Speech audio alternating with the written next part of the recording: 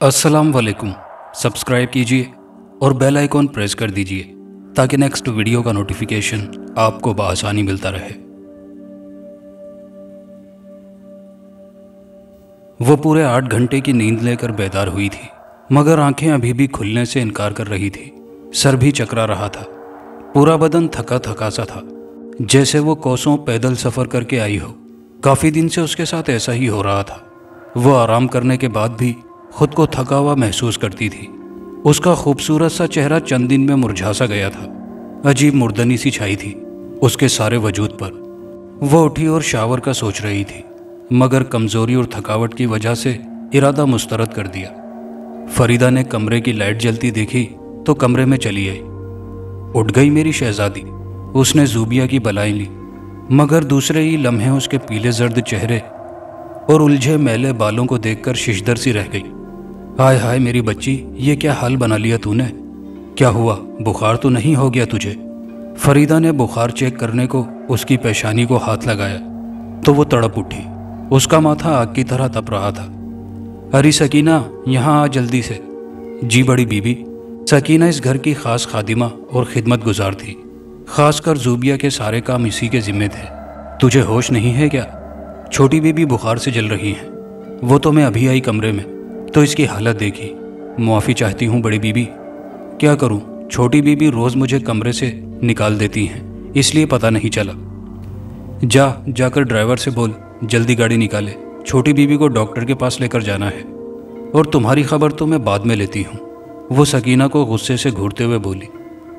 ज़ूबिया 2 भाइयों की इकलौती और बहुत लाडली बहन थी। वो ख़ानदानी वडेरे थे, हर तरफ उनकी धाक थी। दौलत नस्लों से घर की बांधी थी, गांव के गांव उनके गुलाम थे। वो अरबपति वडेरे थे। ज़ूबिया बहुत ही खुशअकल बच्ची थी, गोरी चिट्टी, नीली आंखों और सुनहरे बालों वाली। एक बार गुलाबी फराक पहने वो सहन में अपनी गुड़िया से खेल रही थी तो दादी ने उसे प्यार से आवाज़ दी, गुलाबो इधर तो आ ज़रा। बस फिर उसका नाम ही गुलाबो पड़ गया। सब प्यार से उसे गुलाबो बुलाने लगे। जब तक बच्ची थी तब तक तो ठीक, मगर अब वो 18 साल की जवान लड़की थी। अब वो गुलाबो नाम से चिढ़ने लगी थी। जब भाई उसे तंग करने को गुलाबो पुकारते, वो रोती बसूरती दादा को शिकायत लगाती। क्या है दादो, आपने मेरा इतना अच्छा नाम भी बिगाड़ दिया।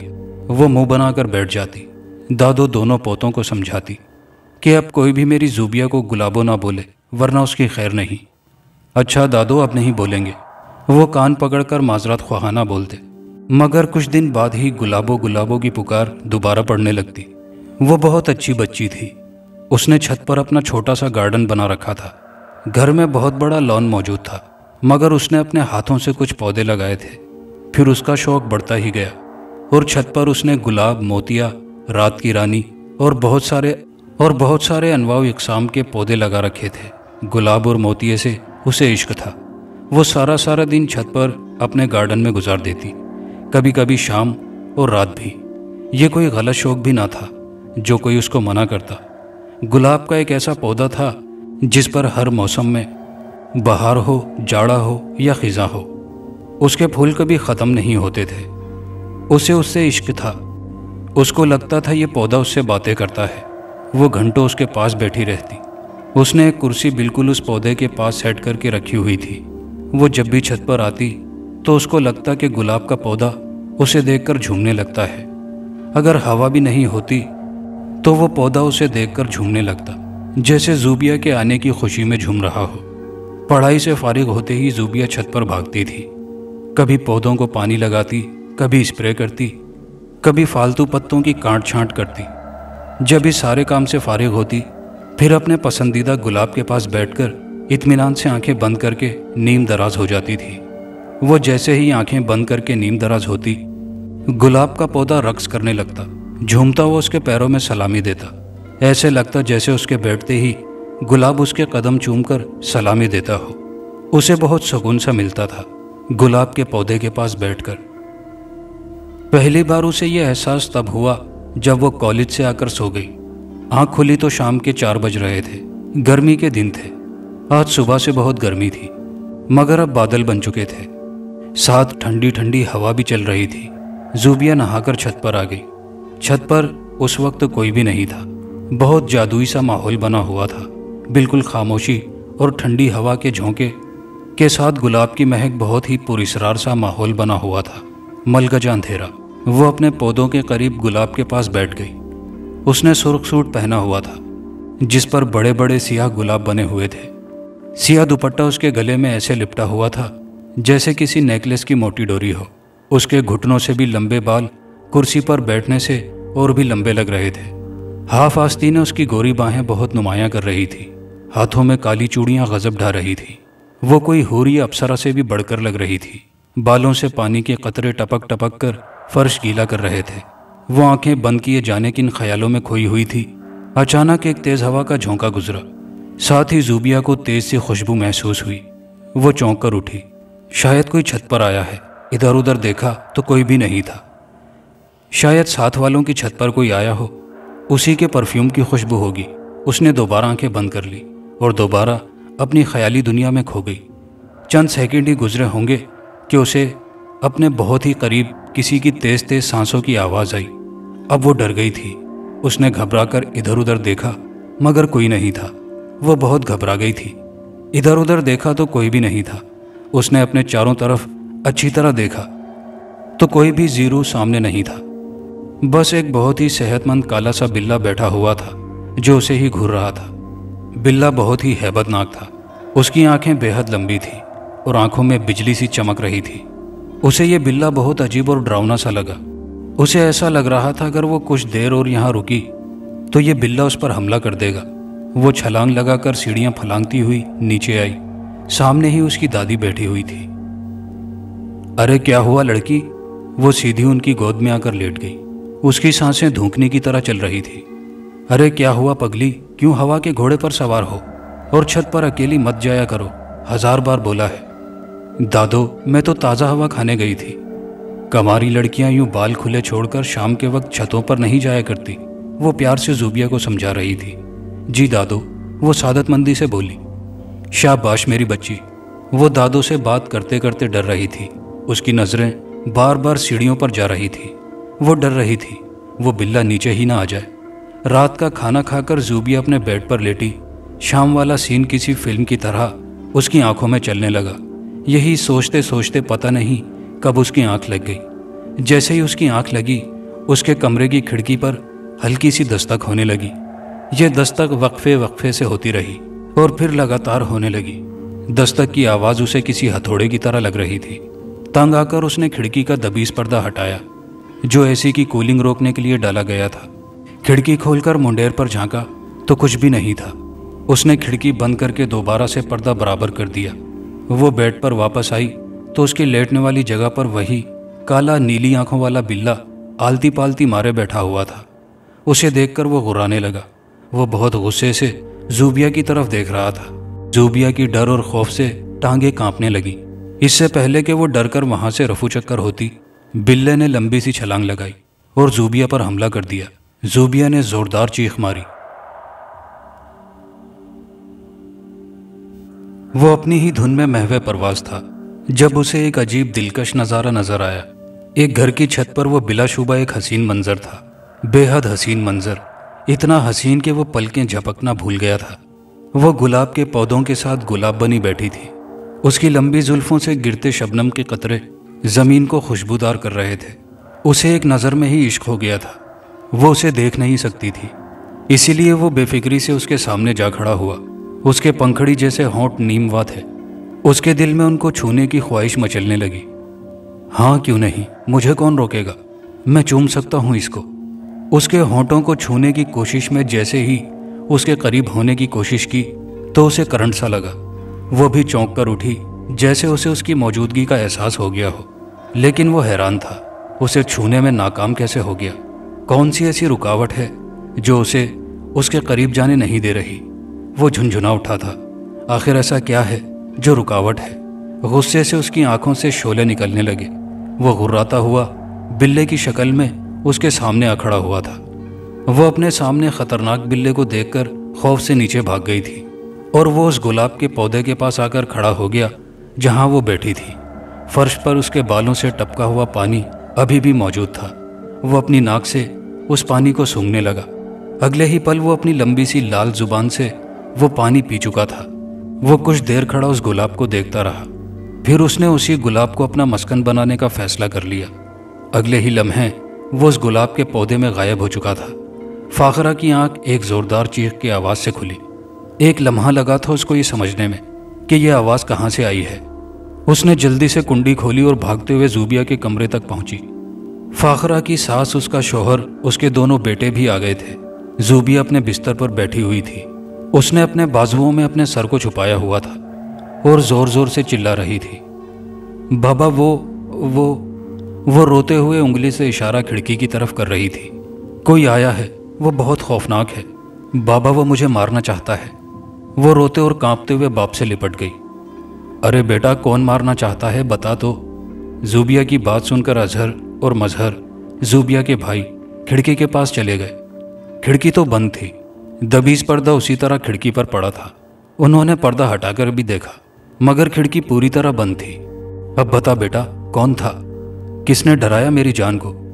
بابا وہ بہت کالا اور عجیب سا بلّا تھا، کھڑکی سے آیا تھا، اس نے مجھ پر حملہ بھی کیا تھا۔ دیکھو میری گردن۔ اس نے گردن دکھائی۔ ارے کوئی نشان نہیں ہے۔ اظہر اور مظہر اب ہنسنے لگے تھے۔ حد ہے، چڑیل بلے سے ڈر گئی، ہمیں لگا چور گھس آیا ہے۔ وہ اب اس کا مذاق اڑا رہے تھے۔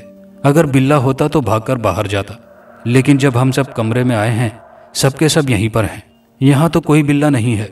ضرور تم نے کوئی برا خواب دیکھا ہوگا۔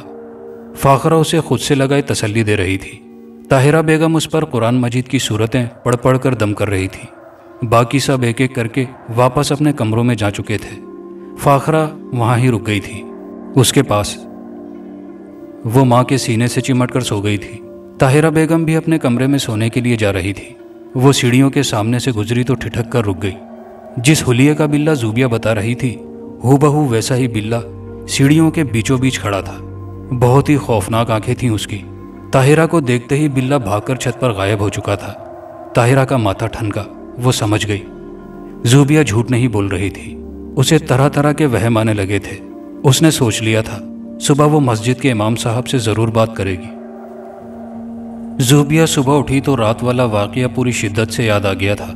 وہ سوچنے لگی اگر بلے نے سچ مچ پر حملہ کیا تھا تو میں فرش پر ہوتی یا صوفے پر، مگر جب سب گھر والے آئے تھے تو میں پلنگ پر تھی، اور اظہر مظہر نے کھڑکی بھی چیک کی تھی، کھڑکی بھی بند تھی، مطلب وہ خواب ہی تھا۔ او میرے خدا، بہت ڈراؤنا خواب تھا۔ اف میرے خدایا، اس نے جھرجھری سی لی۔ شاید کل چھت پر جو بلّا دیکھا تھا وہ دماغ میں بات رہ گئی ہوگی۔ اب وہ بالکل تازہ دم ہو گئی تھی، دماغ سے بوجھ بھی اتر چکا تھا۔ فاخرہ ناشتہ لائی تھی، اس کا پسندیدہ حلوہ پوری، قیمے کی ٹکی اور گرما گرم چائے۔ زوبیہ کی بھوک چمک اٹھی تھی۔ اس نے ڈٹ کر ناشتہ کیا اور چائے پی کر کتابوں میں مگن ہو گئی۔ زینب اور عقیلہ اس سے ملنے آئی ہوئی تھی۔ وہ کافی دیر تک ہلہ گلا کرتی رہی، پھر اچانک لائٹ چلی گئی تو کمرے میں حبس بڑھنے لگا، تو تینوں چھت پر آ گئی۔ زینب اور عقیلہ اس کے گارڈن کی تعریف کرنے لگی۔ سکینہ تینوں کے لیے جوس لے کے آئی تھی۔ ایک کرسی تو پہلے ہی گلاب کے پودے کے پاس پڑی تھی۔ سکینہ نے 2 کرسیاں اور لا کر پہلے والی کرسی کے پاس رکھ دی، ساتھ ہی پلاسٹک کی ٹیبل لا کر جوس کا جگ اور گلاس سجا دیے۔ زینب بیٹھ چکی تھی۔ زوبیہ سکینہ کو کچھ کھانے کو لانے کا کہہ رہی تھی۔ عقیلہ ٹھیک اسی کرسی کے قریب آ کر کھڑی ہو گئی جو زوبیہ کے زیر استعمال رہتی تھی۔ اس سے پہلے کہ عقیلہ کرسی پر بیٹھتی، اسے کسی نے زوردار دھکا دیا۔ وہ گرتے گرتے بچی۔ زینب نے جلدی سے عقیلہ کو سہارا دیا۔ ارے کیا ہوا تجھے؟ زینب عقیلہ سے پوچھ رہی تھی۔ پتہ نہیں یار، ایسا لگا جیسے کسی نے دھکا دیا ہو پیچھے سے۔ ارے نہیں، چکر آیا ہوگا تجھے، ہو سکتا ہے یار۔ وہ حیران سی دوبارہ کرسی پر بیٹھنے لگی تو ایک دم سے کرسی الٹ گئی۔ اب تو دونوں ہی خوفزدہ ہو گئی۔ ارے یہ کیا ہو رہا ہے؟ لگتا ہے تمہاری کرسی کو میں پسند نہیں آئی۔ وہ ہنستی ہوئی ساتھ والی کرسی پر بیٹھ گئی۔ زوبیہ جو دور سے سب دیکھ رہی تھی، ہنستی ہوئی اپنی کرسی کو سیدھا کر کے بیٹھ گئی۔ زوبیہ کے بیٹھتے ہی ہوا کا ہلکا سا لطیف جھونکا آیا اور ہوا سے گلاب کا پودا لہراتا ہوا زوبیہ کے پیروں سے ٹکرا گیا، جیسے زوبیہ کا ویلکم کر رہا ہو۔ زوبیہ زینب اور عقیلہ سے باتوں میں مصروف تھی، غور نہ کر سکی۔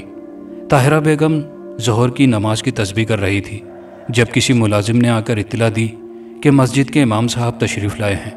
انہوں نے امام صاحب کو بیٹھک میں بٹھانے کو کہا اور ان کو چائے پیش کرنے کا کہہ کر खुद अपनी चादर को अच्छी तरह ओढ़ने लगी। इमाम साहब एक बहुत ही परहेजगार और आला सिफत इंसान थे। वो सुन्नत नबवी की मुकम्मल पैरवी करते थे और अपने तमाम मिलने वालों को भी उस पर अमल करने की हिदायत देते थे। ताहिरा बेगम बैठक में गई तो इमाम साहब नजरें झुकाए बैठे थे। सलाम दुआ और कुछ रस्मी बातचीत के बाद ताहिरा बेगम मुद्दे पर आई और पोती वाला सब माजरा सुनाया। मौलवी साहब ने पूरी बात सुनकर अपनी आंखें बंद कर ली और ज़ेरे लब कुछ पढ़ने लगे। चंद सेकंड बाद उनके चेहरे पर तशवीश जाहिर हुई। उन्होंने ठीक 1 मिनट बाद आंखें खोलकर ताहिरा की तरफ देखा मगर बोले कुछ नहीं। ताहिरा से सब्र नहीं हुआ। मौलवी साहब कुछ तो बताएं। मौलवी साहब का लहजा बहुत ही बारोब और धीमा था। बच्ची इस वक्त खतरे में है, उस पर एक शैतान और गंदे जिन का साया पड़ चुका है। ताहिरा बेगम ने बेसाख्ता अपने दिल पर हाथ रख लिया। आखिर वही हुआ जिसका खदशा था। मौलवी साहब, इसका कोई हल भी तो होगा। ज़रूर होता है हर चीज़ का हल, लेकिन सुबह मेरी फ़्लाइट है, मुझे उम्रे के लिए जाना है। आपकी बच्ची को किसी अच्छे आमिल के पास ले जाएं जो इसका ठीक से इलाज कर दे। मौलवी साहब, इस मुश्किल वक्त में आप ही कुछ मदद करें। हम तो किसी आमिल को नहीं जानते। अब मुझे इजाज़त दें, बहुत सारे काम हैं और वक्त भी कम है। ताहिरा बेगम बौखला गई। मौलवी साहब, वो बेबसी से बोली, आप कुछ तो ऐसा कर जाएं जिससे बच्ची कुछ दिन महफूज रहे। तब तक हम कोई ना कोई आमिल तलाश कर ही लेंगे। मौलवी साहब को ये बात पसंद आई और कागज़ पेंसिल मंगवाकर एक तावीज़ लिखा और कहा, इसे बच्ची के गले में डाल दें, लेकिन ख्याल रहे कि अगर तावीज़ गले से उतर गया तो उसका असर ख़त्म हो जाएगा। मौलवी साहब के जाने के बाद एक मुलाजिम के हाथ बहुत सारा सामान उनके घर तोहफे की शक्ल में भिजवा दिया गया। वो तीनों बातों में मसरूफ़ थीं, इस बात से बेखबर कि एक गैर मरई मखलूक भी उनकी महफिल में शामिल है। ज़ैनब का निकाह हुआ था कुछ दिन पहले। उसी को लेकर ज़ूबिया और अकीला उसे छेड़ रही थी और दोनों काफ़ी देर से उसे तंग कर रही थी। ज़ैनब मुस्कुराकर धीमे लहजे में उनको जवाब दे रही थी। हाँ, तुम भी तो बताओ ना, तुम्हारा क्या बना? ज़ैनब ने ज़ूबिया पर जवाबी हमला किया। वो जो एक मजनू तुम्हारे पीछे फिरता था, उसका क्या बना? इस बात पर तीनों ने ज़ोरदार कहकहा लगाया। बताओ अब। ज़ैनब और अकीला ज़ूबिया को तंग कर रही थी और मजबूर भी कर रही थी कि वो कुछ बताए। कुछ ऐसा वैसा नहीं है यार, तुम गलत समझ रही हो। वो मुस्कुरा के बोली, हम गलत समझ रहे हैं या सही? तुम बताओ उस दिन क्या हुआ था जब वो लाइब्रेरी तक पीछा करते हुए गया था? हुआ कुछ नहीं था, वो मुझे आवाज़ देता हुआ पीछे तक आया। ज़ूबिया, प्लीज़ एक बार मेरी बात सुन लो, प्लीज़। लेकिन जब मैंने पीछे मुड़कर नहीं देखा तो हाथ ही पकड़ लिया था उसने मेरा। बस फिर क्या था? इससे पहले कि ज़ूबिया अपना फ़िक्रा मुकम्मल करती, तेज़ हवा चलने लगी। पास ही प्लास्टिक की मेज़ पर जो गिलास पड़े थे झुनझुनाने लगे। बगुला सोडा और जग समेत सारे गिलास ज़मीन पर गिरकर चकनाचूर हो गए थे। बाकी के बचे हुए जूस से फर्श भी रंगीन हो चुका था। फिर ऐसे छोटे मोटे वाक़यात होने लगे।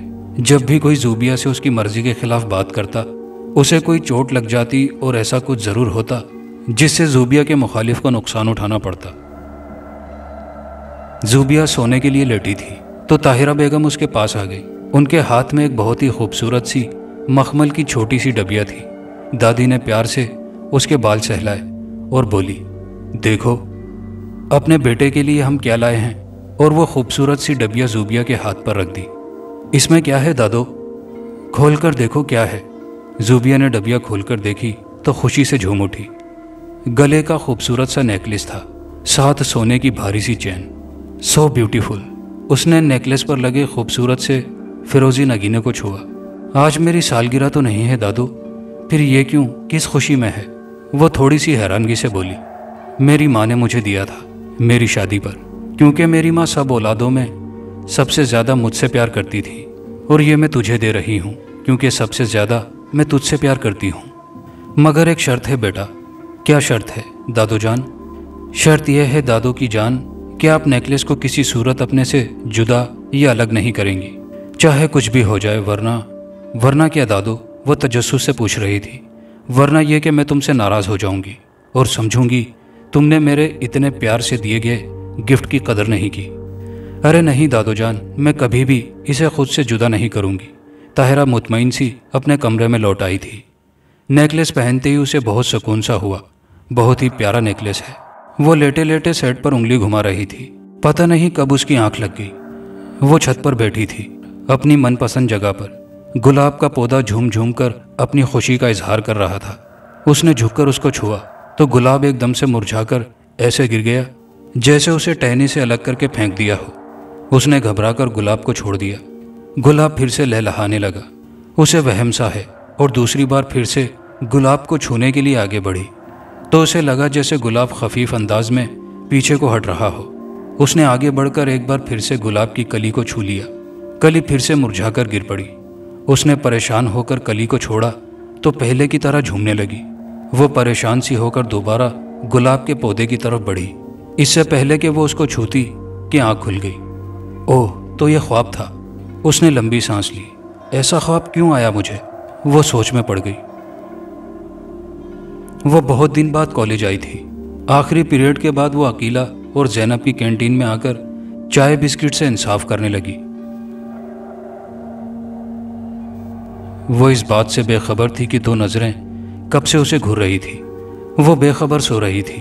वो अपने दिल के हाथों मजबूर होकर उसके करीब चला आया था, मगर जितना भी करीब हो जाऊं एक हद से आगे नहीं जा सकता। मैं इसको नहीं छू सकता। आखिर कुछ करना होगा मुझे, कि मुझे पता चलाना होगा कि आखिर ऐसा क्या है जो मैं इसको छू नहीं सकता।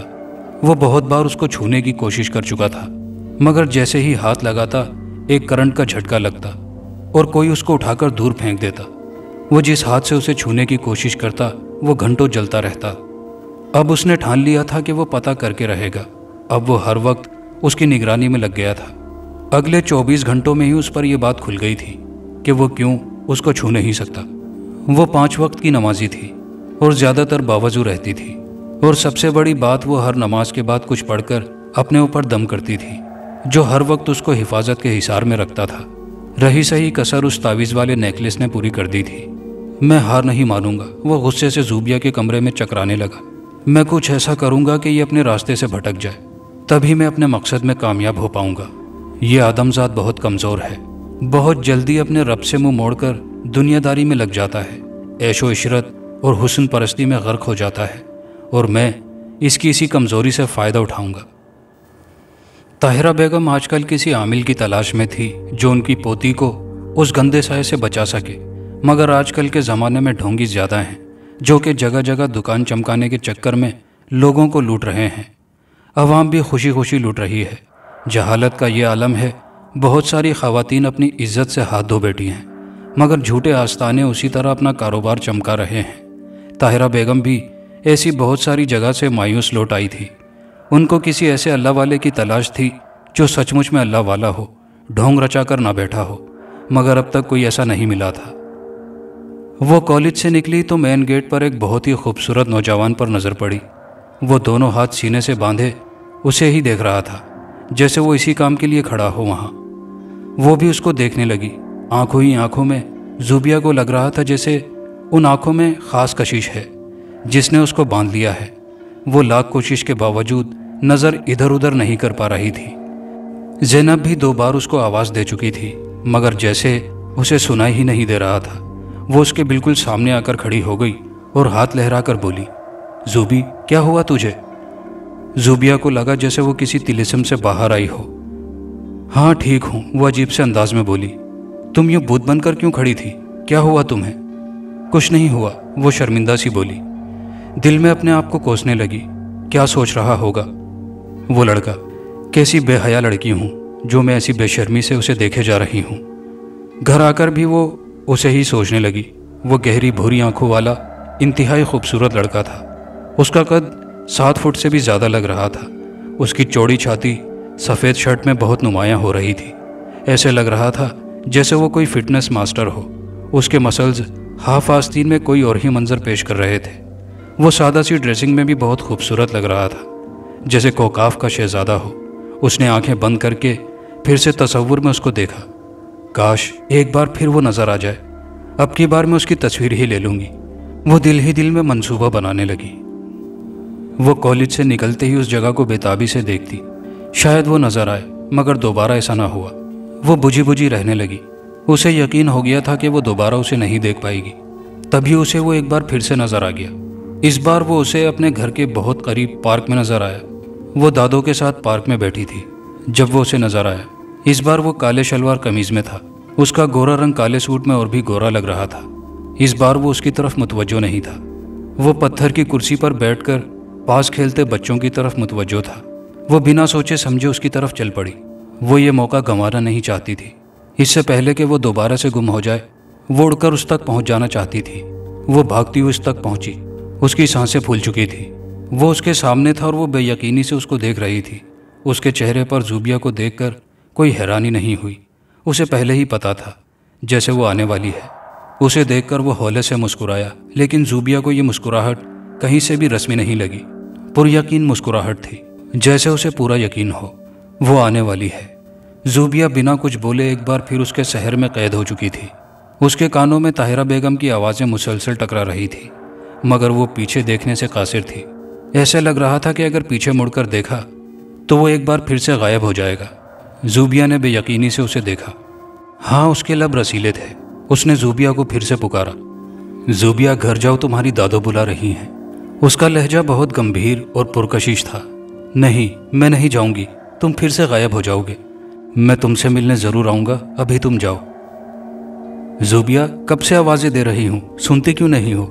چلو گھر چلیں، مغرب ہونے والی ہے۔ اس نے طاہرہ کی طرف مڑ کر دیکھا، پھر دوبارہ اسی طرف پلٹی، مگر وہ جا چکا تھا۔ لڑکا ہے یا چھلاوا ایک دم غائب ہو جاتا ہے، یہی سوچتے سوچتے وہ گھر آ گئی۔ وہ کب سے کالج کے باہر گاڑی اور ڈرائیور کا انتظار کر رہی تھی۔ سب لڑکیاں ایک ایک کر کے جا چکی تھی۔ وہ پریشان سی کھڑی تھی۔ جب وہ پھر سے نظر آیا، وہ گاڑی اور گھر جانے کی پریشانی کو بھول کر اس کی طرف کھینچتی چلی گئی۔ وہ اسی کی طرف دیکھ رہا تھا۔ السلام علیکم، زوبیہ نے ادھر ادھر دیکھتے ہوئے دھیمے لہجے میں سلام کیا۔ زوبیہ کو عجیب سا لگا جب اس نے اس کے سلام کو نظر انداز کیا، پھر بڑی لگاوٹ سے بولا، آ گئی تم؟ مجھے پتا تھا کہ تم ضرور آؤ گی۔ زوبیہ نے اس بار پوچھ ہی لیا، آپ کون ہو اور آپ کو پہلے سے کیسے پتا ہوتا ہے کہ میں آپ سے آج ملنے والی ہوں؟ وہ مسکرائے اور ٹالنے والے انداز میں بولا، کیونکہ دل کو دل سے راہ ہوتی ہے۔ آج آپ کا ڈرائیور نہیں آئے گا، میں آپ کو ڈراپ کر دوں، اسٹاپ تک چھوڑ دیتا ہوں۔ زوبیہ پھر سے حیران ہوئی، آپ کو کیسے پتا ہے میرا ڈرائیور نہیں آئے گا؟ کیونکہ میں نے اسے راستے میں دیکھا تھا، شاید گاڑی خراب ہو گئی تھی۔ اوہ اچھا، وہ مطمئن سی ہو گئی۔ کالج سے مین اسٹاپ تک آتے آتے اس نے اپنے دل میں اٹھنے والے ہر سوال کا جواب اس سے پوچھ لیا۔ اس کا نام سنی تھا، اس کی ساری فیملی ملک سے باہر تھی۔ وہ یہاں پر اپنا بزنس کرتا تھا، جس کی وجہ سے اسے پاکستان میں ہی رہنا پڑتا تھا۔ سنی نے زوبیہ کو بتایا کہ وہ اس سے بہت پیار کرتا ہے۔ زوبیہ خوشی سے پھولے نہیں سما رہی تھی۔ سنی نے اسے یہ سب ابھی راز رکھنے کو کہا تھا، جب تک وہ دونوں ایک دوسرے کو سمجھ نہیں لیتے۔ اب وہ دونوں اکثر کسی نہ کسی ویران جگہ میں بیٹھ کر حال دل بیان کرتے، مگر زوبیہ نے بہت بار محسوس کیا سنی ہمیشہ اس سے ایک محتاط فاصلہ رکھتا تھا۔ ابھی تک سنی نے ایک بار بھی اسے چھونے کی کوشش نہیں کی تھی۔ سنی کے ہاتھ بہت خوبصورت تھے۔ زوبیہ کا بہت دل کرتا تھا وہ سنی کے ہاتھوں کو اپنے ہاتھوں میں لے، مگر لڑکی ہونے کی وجہ سے ہر بار اس کی شرم آڑے آ جاتی۔ آج بھی باتیں کرتے کرتے اچانک زوبیہ نے سنی کے ہاتھوں کو چھو لیا تھا۔ ہاتھ لگتے ہی وہ ایسے تڑپ کر پیچھے ہٹا جیسے کسی انگارے کو چھو لیا ہو۔ اس کی آنکھوں میں بجلیاں سی چمکنے لگی، ساتھ ہی بادل گڑگڑانے لگے تھے۔ طاہرہ بیگم کچھ دن تو بہت پریشان اور الجھی سی رہی پوتی کی وجہ سے، لیکن جب کافی دن گزرنے کے بعد بھی سب کچھ نارمل رہا تو رفتہ رفتہ بے فکر سی ہو گئی۔ ان کو لگتا تھا اب سب کچھ ٹھیک ہے، مگر ہونی کو کون ٹال سکتا ہے؟ ان کو کیا پتا تھا اس سکون اور خاموشی کے پیچھے ایک نہ رکنے والا طوفان چھپا ہوا ہے۔ کیا ہوا سنی؟ وہ پریشان سی ہو کر ایک بار پھر آگے بڑھی۔ دور رہو مجھ سے، وہ سختی سے بھرے اور درست لہجے میں بولا، قریب نہ آؤ میرے۔ اس کی آنکھوں میں غصہ تھا، وہ سہم کر پیچھے ہٹ گئی۔ وہ اپنے ہاتھ کو مسلسل سہلا رہا تھا۔ اس نے ایک بار بھی زوبیہ کے چہرے، پیلی پڑتی رنگت اور آنسوں سے لبالب بھری آنکھوں کو دیکھنے کی زحمت نہیں کی تھی۔ زوبیہ نے خاموشی سے اپنا بیگ اٹھایا اور واپس آ گئی۔ سنی نے اس کی انسلٹ کی تھی۔ آج تک کسی نے اس سے ایسے روکھے لہجے میں بات نہیں کی تھی۔ بار بار اس کی آنکھیں بھیگنے لگی۔ وہ جو گھر بھر کی آنکھوں کا تارا تھی، جس کے چپ ہونے سے پورا گھر چپ ہو جاتا تھا، اسے کس طرح جھاڑ پلا دی تھی سنی نے۔ اسے اگر میرا چھونا اتنا برا لگتا ہے تو کیوں کیے محبت کے دعوے؟ میں آج کے بعد کبھی نہیں ملوں گی۔ جو بھی ہو مجھے اپنی عزت مجروح نہیں کروانی۔ میں عام لڑکی نہیں ہوں، زوبیہ ہوں، وہ زوبیہ جس کے باپ کی سینکڑوں مربع میل پر حکومت ہے۔ اس نے پکا ارادہ کر لیا تھا۔ گھر آ کر وہ بنا کھائے سو گئی تھی۔ تھوڑا سو کر اٹھی، نماز پڑھی، پھر شاور لے کر فاخرہ کے کمرے میں چلی آئی۔ فاخرہ جائے نماز کی تہ لگا رہی تھی، وہ بھی نماز سے فارغ ہی ہوئی تھی۔ بیٹی کو دیکھ کر فوراً سورہ ناس پڑھ کر پھونک ماری۔ زوبیہ کو فرحت سی محسوس ہوئی۔ امی جان، اس نے کمرے سے باہر جاتی فاخرہ کا پلو پکڑا۔ کیا ہوا میری جان؟ وہ وہیں سے پلٹ آئی۔ امی جان، پھر سے پھونک مار دو، مجھے بہت سکون ملا ہے، جیسے کوئی بھاری بوجھ اتر گیا ہو کندھوں پر سے۔ فاخرہ نے اس کے اداس اور ستے ہوئے چہرے کو دیکھا تو پریشان ہو کر بولی، زوبیہ تم ٹھیک تو ہو؟ دونوں ماں بیٹی پلنگ پر بیٹھ گئی۔ فاخرہ اس کا سر اپنی گود میں رکھ کر پھر سے سورہ ناس پڑھنے لگی اور زوبیہ کو دم کرنے لگی۔ کیا ہوا بتاؤ تو صحیح۔ کچھ نہیں امی جان، آج تھک گئی ہوں، ویسے بھی آپ کی بیٹی پیاری ہی اتنی ہے، نظر بھی تو لگ سکتی ہے، ضروری تو نہیں کوئی پریشانی ہو۔ وہ فرضی کالر اکڑا کر بولی۔ چل ہٹ نکمی، کھانا لاتی ہوں تیرے لیے۔ جی امی جی۔ فاخرہ کے جانے کے بعد وہ دوبارہ سے سنی کے رویے کے بارے میں سوچنے لگی۔ وہ کافی دن سے کالج نہیں گئی تھی۔ زوبیہ کو لگتا تھا کہ وہ سنی کا سامنا نہیں کر پائے گی۔ کافی دیر سے وہ کتاب پڑھنے کی کوشش کر رہی تھی مگر فوکس نہیں کر پا رہی تھی۔ تنگ آ کر اس نے چھت پر جانے کا فیصلہ کیا۔ وہ کافی دن سے چھت پر نہیں آئی تھی۔ اسے یہ دیکھ کر دکھ ہوا، اس کے اتنی محنت سے لگائے گئے پودے مرجھا سے گئے تھے۔ کسی نے اس کے علاوہ انہیں پانی نہیں دیا تھا، شاید اس کے علاوہ کوئی چھت پر جاتا بھی نہیں تھا۔ وہ باری باری سارے پودوں کا معائنہ کرنے لگی۔ پودے مرجھا کر زمین کی طرف جھک گئے تھے۔ سب پودوں کو دیکھ کر وہ اپنے من پسند گلاب کی طرف متوجہ ہوئی۔ اسے حیرانی ہوئی، سب کے سب پودے مرجھا چکے تھے، کچھ بالکل سوکھ چکے تھے، ٹہنیاں اور پتے تک جھڑ گئے تھے، مگر واحد گلاب کا پودا تھا جو اسی طرح سرسبز و شاداب تھا۔ زوبیہ کو دیکھتے ہی ایک بار پھر سے خوشی سے جھومنے لگا۔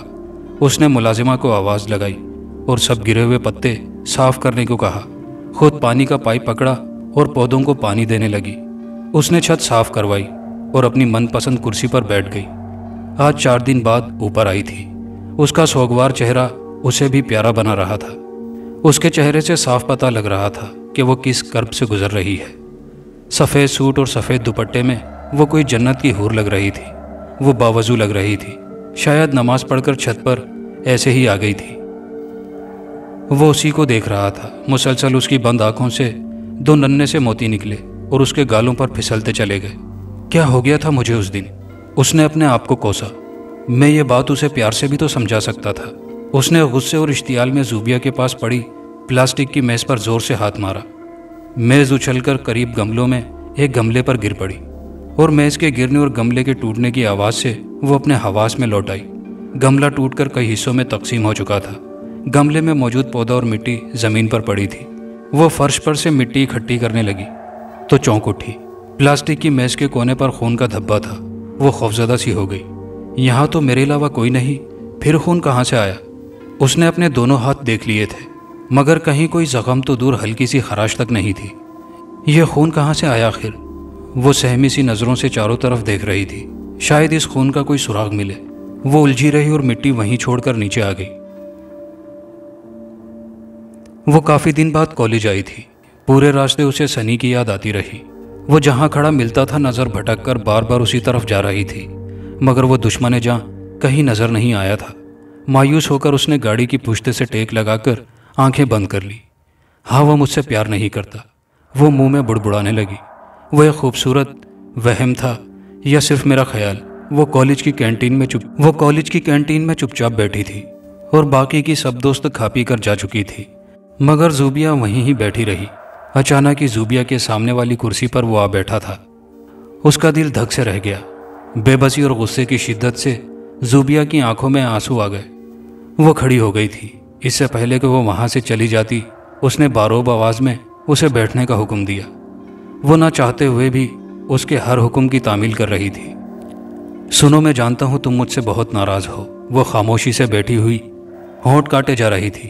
اس کی آنکھیں نمکین پانی سے بار بار بھرتی جا رہی تھی جسے وہ تھوڑی تھوڑی دیر بعد بے دردی سے ہاتھ کی پشت سے صاف کر رہی تھی۔ وہ اسے منا رہا تھا، شرمندگی کا اظہار کر رہا تھا، اپنی وفا کا یقین دلا رہا تھا۔ میں جانتا ہوں تم مجھ سے بہت ناراض ہو مگر ہر بات کے پیچھے کوئی نہ کوئی وجہ ہوتی ہے۔ تم ایک لڑکی ہو، خود سوچو، کیا تمہارا ضمیر مانتا ہے میں تمہیں بنا نکاح کے ہاتھ لگاؤں؟ میں تمہیں تب تک نہیں چھو سکتا جب تک تم خود کو میرے نام سے منسوب۔ وہ آنکھوں میں آنکھیں ڈالے بے یقینی کی کیفیت سے اسے دیکھ رہا تھا۔ وہ جو پورے ایک ہفتے سے ناراض بیٹھی تھی، ایک لمحے میں ہی سارے گلے شکوے ناراضگی بھول کر ہاں میں سر ہلانے لگی۔ وہ دلکشی سے مسکرایا۔ خالی کہنے سے کچھ نہیں ہوگا، ثابت بھی کرنا ہوگا۔